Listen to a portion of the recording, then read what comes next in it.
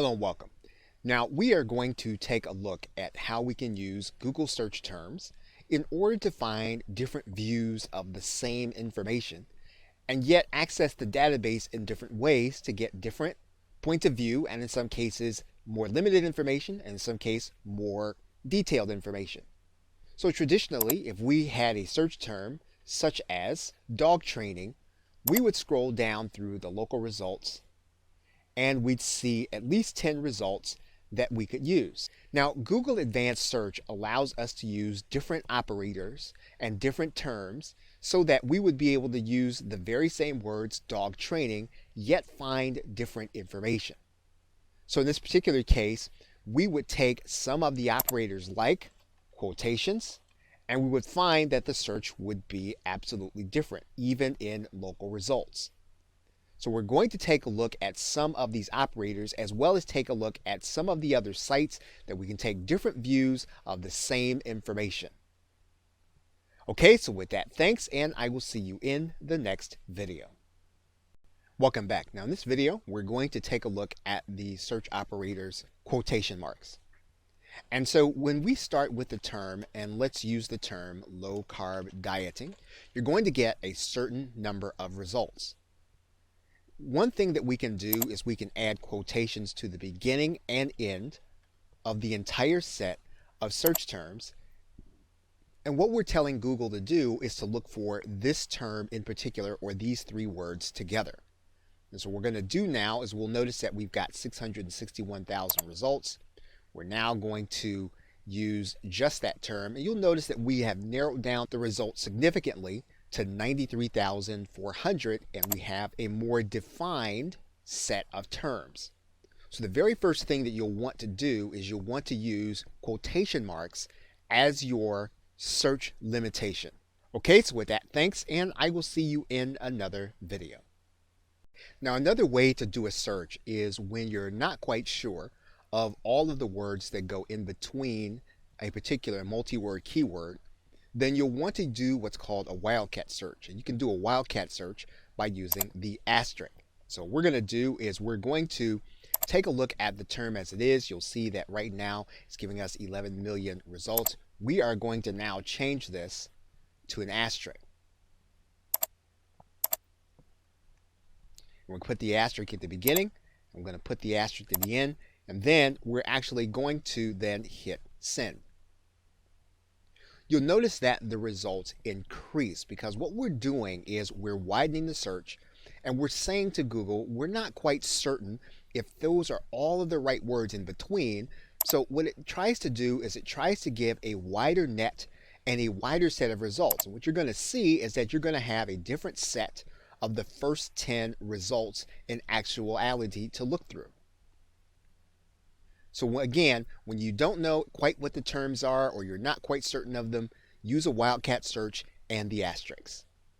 Okay, so with that, thanks, and I will see you in another video. Welcome back. Now in this video, we're going to take a look at using the minus command. And we use the minus command when we want to tell Google we want to look for the term that we've placed in the search bar, but we want you to exclude a certain popular term or a certain term that we think would cloud the results. So in this particular case, we're going to go with the term low carb dieting, but we're going to use the minus sign, and then we're going to put in another term. And then we're going to hit enter. Now what you'll find is that you have some advertisements, but once you actually go past the advertisements, you're actually going to be able to go past into the set of results, and the set of results that we have will not have the term that we placed behind the minus. So this is a good way of getting another view without certain terms at a glance. Okay, so with that, thanks, and I will see you in another video. Welcome back. We are now going to look at the range operator command. And in order to do that, what we're going to do is we're going to modify low carb dieting. Now, the range command doesn't have to be used along with another search term. It works all by itself. But we're going to exemplify this by writing in the term 2015. And then we're going to use the range command, which is basically one period, then 2 periods. And then we're going to write in here 2017. And basically what we're doing is we're looking for search results that fall between this range. So we're going to go ahead and we're going to click this link. And again, you're going to get a different set of results. Now we could change this. We could do something that would be 7 to 30, and then we could write days. And so you'll get all kinds of ranges, 7, 8, 23, anything numerical to modify your search within this range.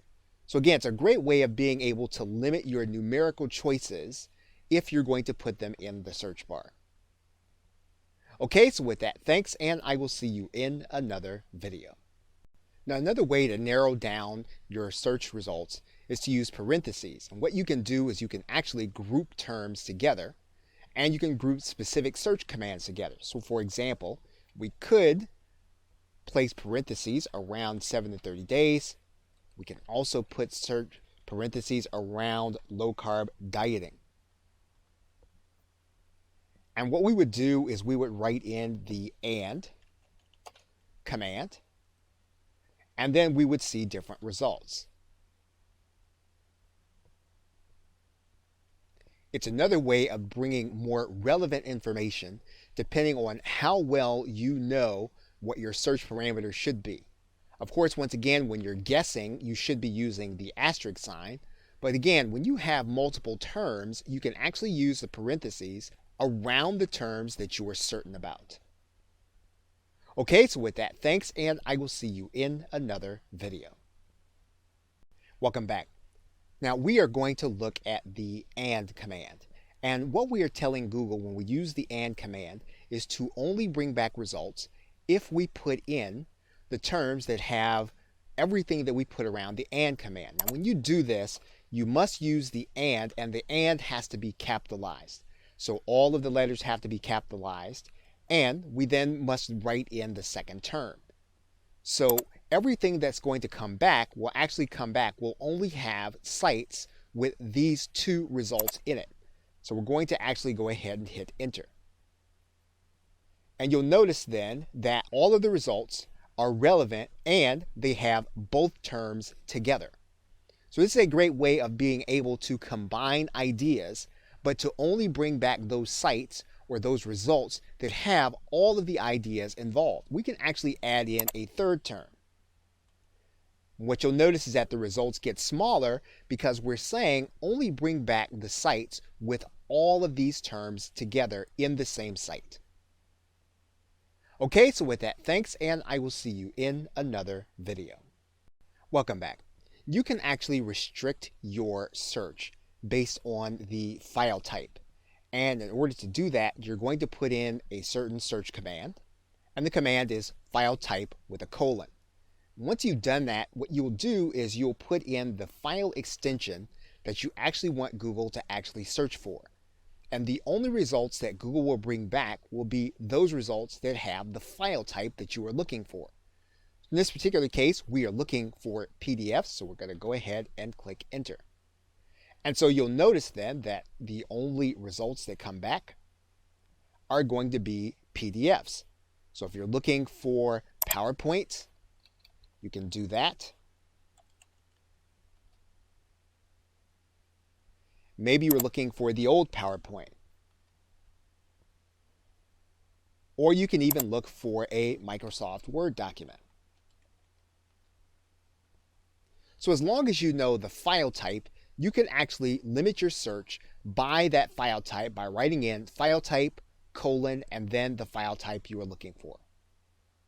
Okay, so with that, thanks, and I will see you in another video.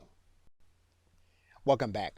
We can actually limit our search to finding the term that we're looking for, but only within a certain site. So for example, we're looking for the term low-carb dieting. But we could specify and we could say we only wanted to find low-carb dieting within a certain site. So we'll want to place the word site, then colon, and then we may want to put the site in there. In this particular case, we could use ebay.com. We'll click enter. And the only results that are going to come back are going to be those from ebay.com. And we can actually do that with any top level domain as long as we have the site term that we want and then the site that we are looking for. We could change this to Amazon.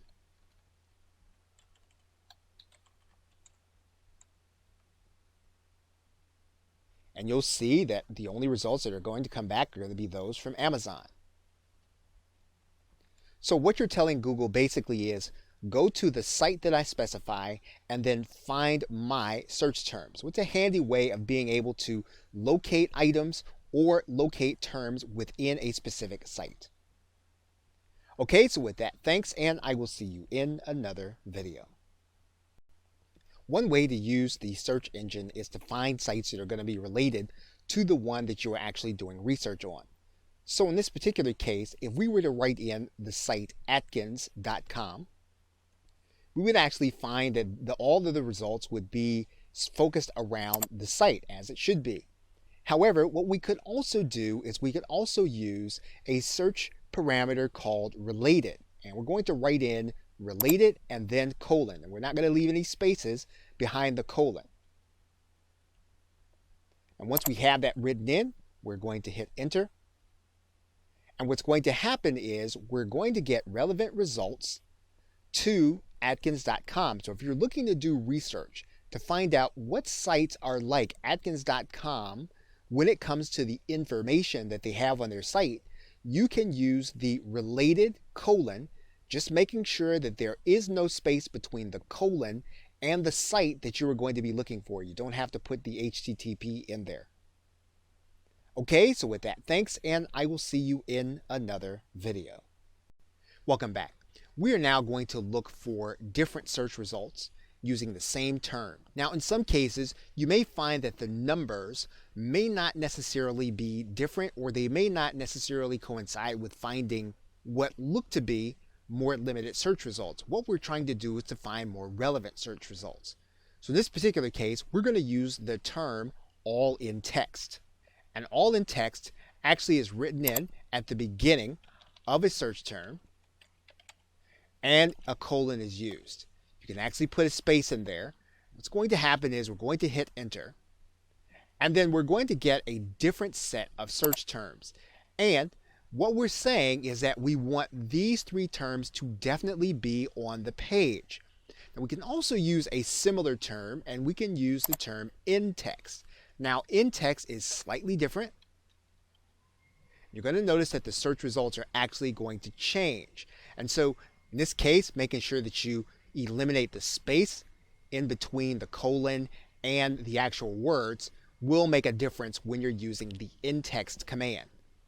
So again, what you're trying to do is you're trying to get a limited number of more relevant results. And these terms, you're saying to Google, show me the results, but only if they have all these three words together. Okay, so with that, thanks, and I will see you in another video. Welcome back.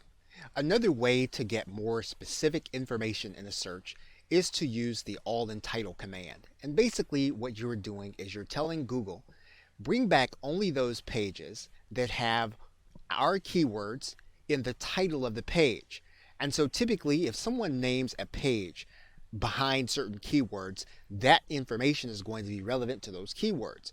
So we're safe in looking for specifically those pages that have our keywords. And the way that you look for that search parameter is that you will type in at the very beginning, all in title. That'll be one word. Going to put a colon, you're going to put a space after the word. Then you'll click enter. You're going to find that all of the pages that have the name, in this particular case low carb dieting, will then come up. This is a way for you to get different search results, yet relevant to a particular search that you would not find otherwise if they didn't rank first in search in the first place. So again, you are finding other ways of looking at your keyword with diversity of information. Okay, so with that, thanks, and I will see you in another video. Another way to find relevant information is to find domains that actually have your keywords in them. And what you can do inside of Google is you can actually use the parameter all in URL. And basically what you're going to do is write in the word all in URL. Then you're going to put a colon there. You're going to put a space there. And then you'll click enter. And then once again, you're going to see a different set of search results. And you're actually going to see sometimes pages or subdirectory pages that will have your information. So again, these are going to be different search results. They're going to be highly relevant. And typically, the first searches are going to be the most relevant, and they're going to be searches, again, that would not normally appear in a typical Google search if you were looking for relevant information. Okay, so with that, thanks, and I will see you in another video. Welcome back. Typically, when we use hyperlinks on the web, we will use a word and then use that word to mask the link going back to a specific page. And that's typically called anchor text. So in some cases, a web page may have anchor text. In this case, it may have the anchor text with your keyword, and it will link back to certain sites. What we're asking Google to do when we use the all-in anchor parameter is to bring back the most relevant results that are being used as anchor text. So in this particular case, all we'll need to do is we'll write in all in anchor.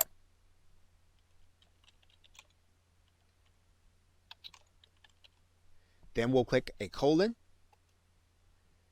and then we will hit enter. Now, once again, you're going to see a different set of results and a different set of top 10 results. You are looking at those sites that are being linked to using the anchor text with our keyword.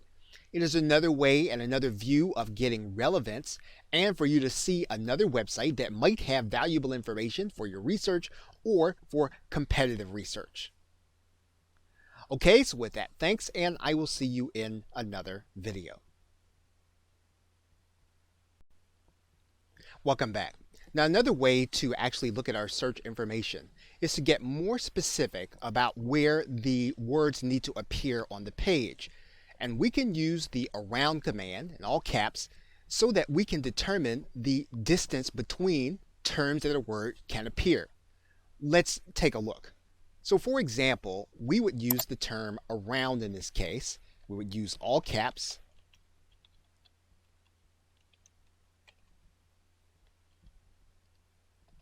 And then we're going to say that we only want there to be one word of separation between the two. So we're going to say in this case, and we're going to put that in parentheses. Now, there can't be any spaces between all of these words, so we'll need to eliminate those. There can be a space here. So we've said low carb can only be separated by one word. So now we're going to click enter. And you'll see then that our search results are going to change again. And basically what you're going to see is that there are going to be a lot more instances where the words low carb diet appear, because we've said that we only want those pages where the words have this proximity, could only have one word separating them. We could change this now to 2, and we'll get a different set of search results. And you'll see that here. So the around command gives us control over how our keyword can appear in the search results when Google retrieves our results. Okay, so with that, thanks, and I will see you in another video. Now, in some cases, you will get to the end of your search results, and you'll see a message from Google that says something like this, that in order to show you the most relevant results, they've omitted some. However, you may want to have it so that you can get all of the search results shown. If you're going to do that, you're going to append the URL with a certain parameter. So we're going to place the cursor here, and what we're going to do is we're going to put in there filter equals 0 after the and sign. And so what we're going to do now is we're then going to click enter. Google will typically want to know if you are a robot. You'll say you're not, and you'll click submit. And What you're going to find then is that you're going to have a lot more search results showing at the very beginning, and they're not going to be filtered. So you'll have a different set of search results, and you'll actually be able to tell which ones might be more relevant to what you're doing than the regular search results from Google. Okay, so with that, thanks, and I will see you in another video. Typically, when you are doing a search, Google will attempt to bring you the most relevant results. And in some cases, it may or may not bring back the exact word. In this particular case, you can see that where the search term is dieting, and in some cases, Google brings back low-carb diet, believing that this is most relevant. However, we may very well want our search to reflect only low-carb dieting, and we can actually take care of that by going into our URL. We're going to go all the way to the end, and then we're going to put into the end and sign TBS equals LI:1. So we're going to put all that information into the end of our URL. And what we're going to do is we're then going to click enter. Now what's going to happen is that we are then going to only get the words low carb dieting, and we're going to get those words verbatim. And again, what we've done is we've eliminated the words low carb diet because we're assuming we want specifically these words low carb dieting. It is a way for us to narrow down our search even more and get better search results. Okay, so with that, thanks, and I will see you in another video. Now, it may be that we want to find out if there is any local activity around our keyword. Now, in this particular case, our keyword is low carb dieting. So what we want to do is we want to go to the URL. We want to hit Control End, come all the way to the end, and then we're going to put in another search parameter to append our URL. And you'll see that URL is &TBM equals LCL. And what we're going to do is we're going to hit local. And what you'll see here is that Google says that there are no local results. But the search engine does go to look to try to find anything within its database that says that there's something local with respect to these keywords. So again, this is a great way of being able to even drill down even further into your keyword and to see its local relevance. Okay, so with that, thanks, and I will see you in another video. Welcome back. When you are looking for third-party verifiable information as well as scientific studies, you can actually visit googlescholar.com. You can find it at scholar.google.com. And you'll want to use this search area as if you were looking for studies, or if you were looking for surveys, or if you were looking for research. So for example, if we were going to look for research on low-carb dieting, we could put in our search term. And what you're going to find is you're going to find a number of different kind of results. Primarily, what you're going to get access to are academic and some professional studies. In some cases, you will not get the entire article. You may get access to some of the findings, and you may have to go beyond that or have a subscription to get the actual study. However, in most cases, you can look at the abstract, and the abstract will give you the basic and the most concise understanding of what the study actually says.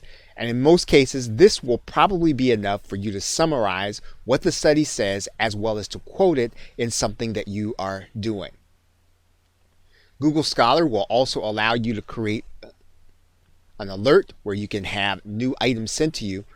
But one of the most important things that you'll want to do is you'll want to be able to take your operators and you'll be able to use them inside of Google Scholar. So in some cases, we might use a symbol operator and get a different set of results. So you want to take your cheat sheet and you want to use different sets of some of the search elements to use it to find different items in Google Scholar. But taking your search term will actually give you the opportunity to get third-party verifiable information that you can use as proof and or social proof. Okay, so with that, thanks, and I will see you in another video. Welcome back. Now, another way to use Google Scholar is also to look for legal research. And in order to do that, all you really need to do is to click the case law button. And what you can do is you can actually search for the level of court that you are going to be looking for the information from. So for example, if we wanted to select a certain court, we can actually select that court inside of Google Scholar to modify our search results. And then what we're going to do is we're going to put our search term in the box. So in this particular case, we're just going to put in dieting to see if there is any case law regarding that. And you'll notice then that we have case law that is related to dieting. Now, of course, we'll want to narrow this down and we'll want to use our search operators, but this is a very good way of being able to do research behind the scenes on certain topics. We can also search for topics at the federal level and or at the state level. So what you want to do is you want to narrow down where you are looking for law or precedent and then do your search within Google Scholar. Okay, so with that, thanks, and I will see you in another video. Welcome back. You are now looking at Google Books Ngram Viewer. You can visit this site by books.google.com/ngrams. And it's spelled a little weird. You'll have to type in the letter N, then GRAMS. And basically what Ngram Viewer does is it calculates the popularity of a term within books from the years 1800 to 2000. So in some cases, you may find that your term may have been part of a published book, and you can write in your term and it is another view of just how popular the term is. And so we can write in our term, low carb dieting, then we can click enter. And actually, you'll see that this was a term that did not appear before 2000. And so what we can also do in some cases is we can change the case, although that probably will not necessarily change this particular term. Now, of course, if we were to just use the term dieting, that word would probably appear lots of times in the course of the last years. And you'll notice that the term really picked up in popularity after the 1960s. So again, this is just another way of getting another view of your keyword. And if your keyword was one of those terms that would have been used prior to 2000, you may be able to get some insight on it. Okay, so with that, thanks, and I will see you in another video. Welcome back. Now in this video, we are looking at Google Correlate, which is actually a subset of the site Google Trends. And basically what Google Correlate does is it gives you an idea of what search term actually runs in parallel in popularity to your term. You can actually look at the term over time. You can actually look at the term geographically also. So for example, if we were to look at our term, low carb dieting, we'll be able to look at which search terms ran parallel in terms of its popularity also close to low carb dieting. We can also look at it not only over time, but we can also look at it geographically. So we can look at which terms actually ran together with low carb dieting and which states those terms were most popular. So again, this is another view of our search term, and it's a way of being able to look at how popular a term is relative to other things in a particular area. Okay, so with that, thanks, and I will see you in another video. Welcome back. You are now looking at the search term, Think Insights, and there is a website that Google has called Think with Google. If you go to thinkwithgoogle.com, what this site actually is it gives us the marketing significance of certain topics in internet marketing as well as marketing in general.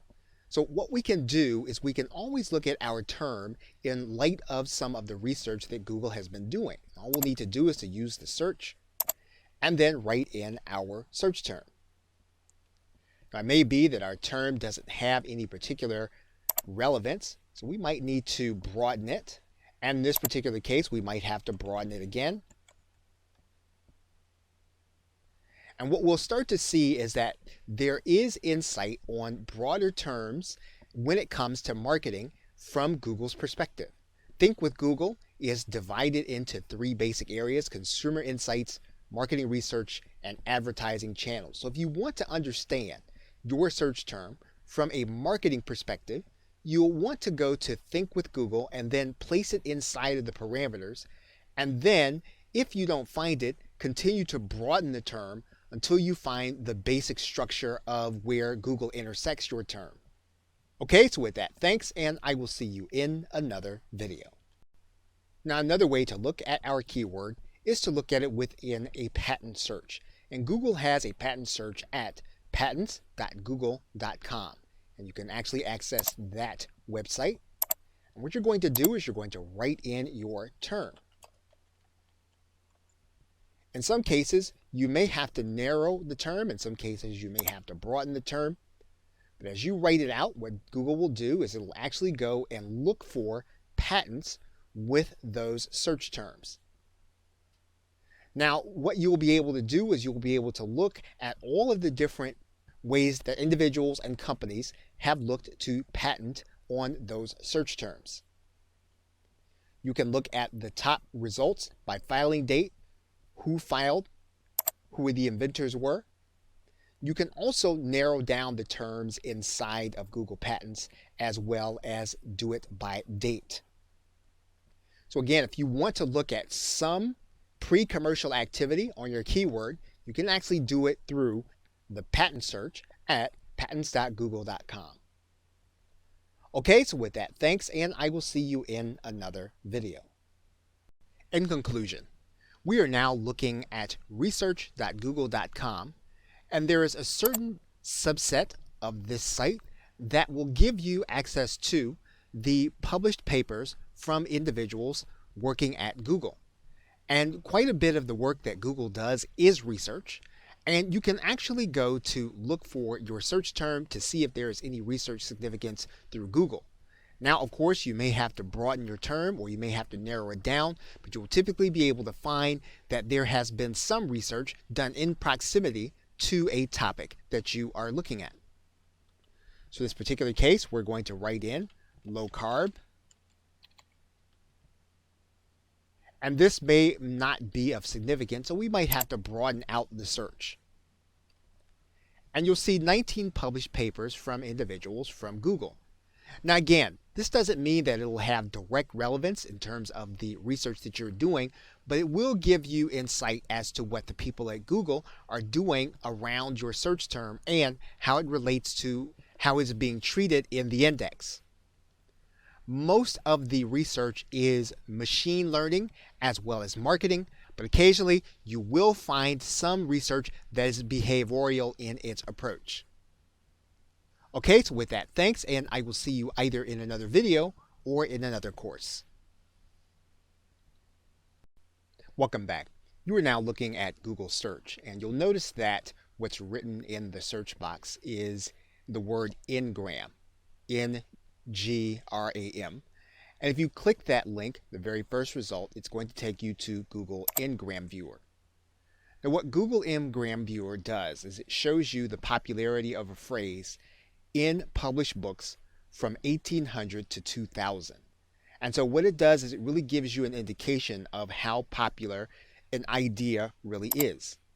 Now in Google Ngram Viewer, one of the things that you will want to know is that search terms are case sensitive, so that if you write in a search term and you put in a capital letter, it's going to give you a different result than if you put in one with lowercase letters. For example, if we were to write in the word orange and we were to search books from 1800 to 2000, we would see one term. However, if we were to change this term to one with capital letters, we're going to see a totally different trend. And so this is a good way of being able to get insight on the popularity of a term. Now this is one of those cases where if you start using modifiers, you're going to find different search results. So if you were to take your cheat sheet and you were to use some of the modifiers, you'll see a totally different term if we were to subtract all of the instances where there was Florida. So what we did was we looked at the term orange without the term Florida with it. Now, if you wanted to use the chart in your marketing, one of the things that you can do is you can actually embed the chart. So in this particular case, what we're going to do is we're going to click Embed Chart. That's going to give you an HTML code that you can actually cut and copy and put inside of your website. And you'll see the chart now posted here inside of a website. So every individual chart that you actually put together, you can actually embed that chart in a website. And when you're looking at Ngram Viewer, if you go into the About tab, one of the things you're going to discover is that Google Ngram actually has its own set of search terms. And so you want to make sure that not only are you using the search operators that were discussed in the first video, but that you also look specifically at those that are going to work inside of Google Ngram search. Now, although the search is limited to 2,000, you can actually limit the search even more if you want to write in a smaller subset. In this particular case, you'll see a different trend line. You can look at those trend lines here at the bottom in these links. Okay, so with that, thanks, and I will see you in another video.